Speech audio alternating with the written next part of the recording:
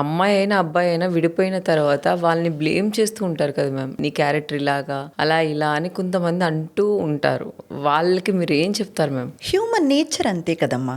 మంచిగా ఉన్నంత వరకు అంతా మంచిగానే ఉంటుంది. ఒక్కసారి మీకు నాకు విభేదాలు తలెత్తిన తర్వాత మీలో ఉన్న తప్పులే నాకు కనబడతాయి. కానీ దానివల్ల ఎవరైతే ఫేస్ చేస్తున్నారో వాళ్ళు చాలా డిప్రెషన్కి, నా లైఫే వద్దు, ఏంటి ఇలా, నేను ఎలా ఈ సొసైటీలో బతకాలి అని చాలా మంది వాళ్ళ జీవితాన్నే వదిలేస్తూ ఉంటారు. సోషల్ మీడియా కానివ్వండి, లేకపోతే బయట పబ్లిక్ కానివ్వండి, చెప్పే మాటలకి అస్సలు చోటు ఇవ్వకుండా పెడచెవి పెట్టి ఓన్లీ మీ ఫ్యామిలీ సపోర్ట్ తీసుకోండి. మీరేంటో మీకు తెలుసు.